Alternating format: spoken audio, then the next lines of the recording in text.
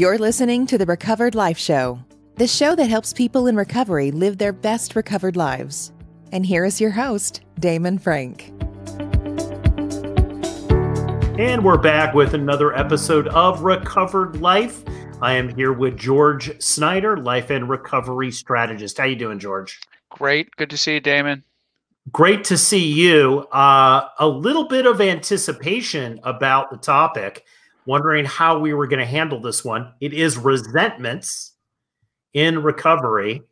And I know this is a really hot button issue for a lot of people, and also something that a lot of people struggle with.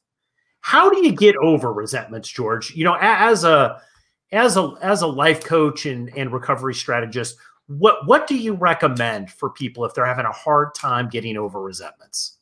Well, there are a number of techniques, there are a number of skills. One of the things I learned after a while being in recovery is that the experience I have of being when a resentment gets triggered, or when I'm in, and it can be, resentment sounds very grand. Sometimes it can just be a grudge, a grievance.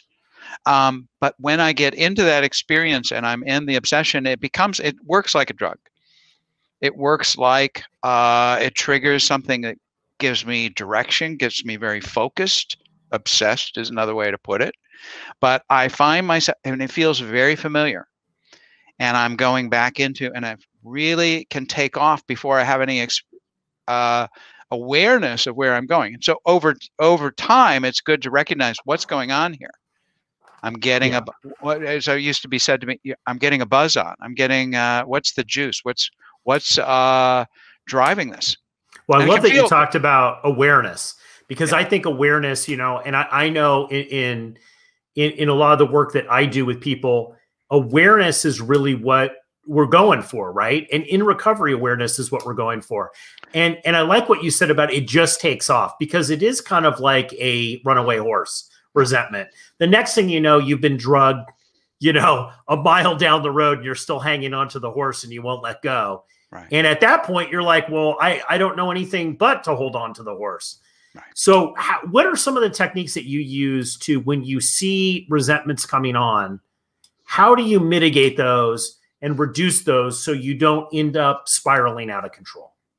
It's a good question. I mean, one of the things, once you become aware, once you get some of the signals of you're headed there, then the question is, play it to the end of the line in your head.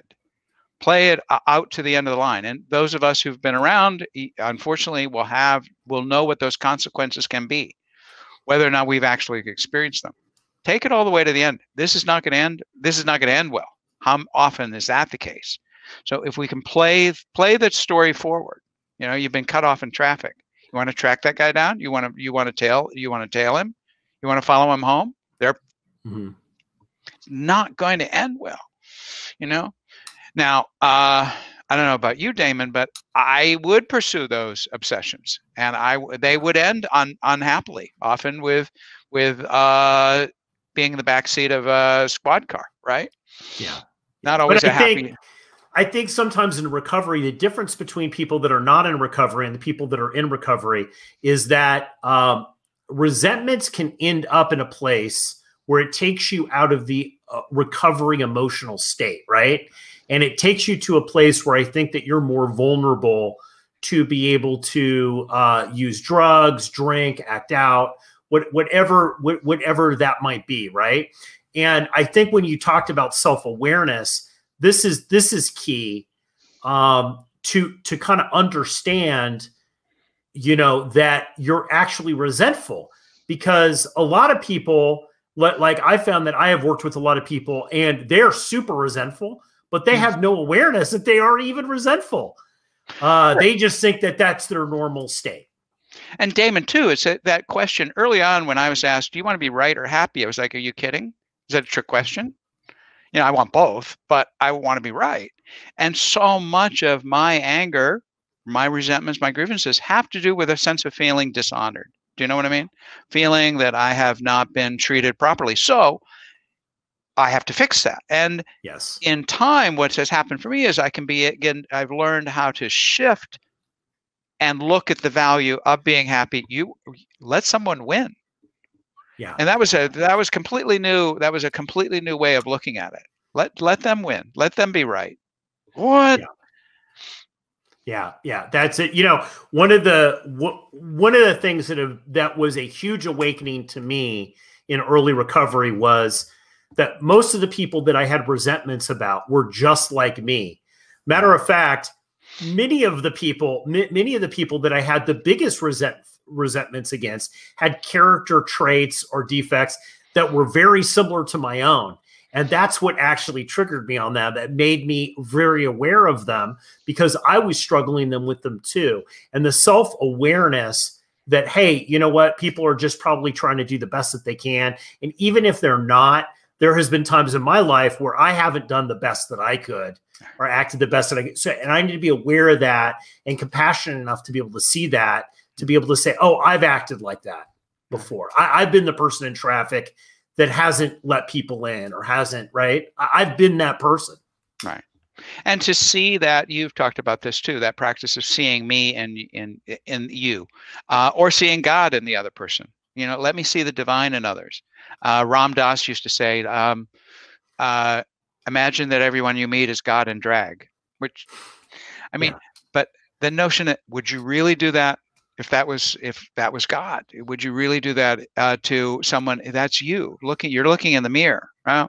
That process of being able to see that this is not some other that I must defeat. Yeah. And I love I had somebody tell me once about resentments, and he was a business person, and he said, let's look at ROI, return on investment. How much are you putting in? And what are you actually getting out of it? And if you write it down, you realize it's like, I'm at a net negative all the time. This has ruined my week, my weekend, my day. It's sucked an hour of my time out that I could have been productive and been playing full out in recovery. And I'm going over and over and over again, some stupid story that happened 5 years ago that has no relevance in my life. Right. And that's, Damon, to me, that's part of it, playing out the consequences. Always also unlearning. So much as an adult is about unlearning lessons we were given as children. Yes. You got to be right. You got to be, you got to win. You got to be the one that's, wow. Sometimes it's okay to, one of my favorite phrases I was given was, you may be right. How about that? You may be right. Now, it sort of means I don't want to talk about it anymore. I don't want to argue with you, right? But it also means, yeah, go ahead. You win. Stop the dancing. The only way to do that when I get into that triggered state of I got to get even, I got to get them what they did to me.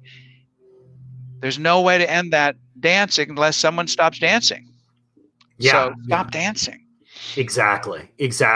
Well, I know online we put out a poll asking people if they suffered from resentments daily, and I think we're going to tell people here, you have to go online to actually see the responses, because we've got a great conversation going on this and a lot of great helpful tips about people that are struggling with resentments, that have been struggling with resentments for years. I personally know people who have been sober and in the recovered life realm for decades, and still it's a daily practice for them letting go of resentments. And it can be low grade, Damon. It can just be that kind of that chip on your shoulder. Just, dude, so much of this is history. So much of this is history. It's not even about the present moment. Be aware, be present. It has nothing to do with what's happening right this minute. It's triggered something that happened in the past. Let it go. Absolutely right. Well, words to live by here, George. Thank you so much for the advice. Thank you. And you can always reach out to George on recoveredlife.us. If you're not a member, you can do so for free today. All you have to do is go to recoveredlife.us and sign up, and we can continue the conversation there. We'd love to. Thanks, Damon. Great episode, George. Thank you very much. Keep the conversation going. Join Recovered Life, a community of like-minded people who are looking to live their best recovered lives. Membership is free, and you can apply at recoveredlife.us.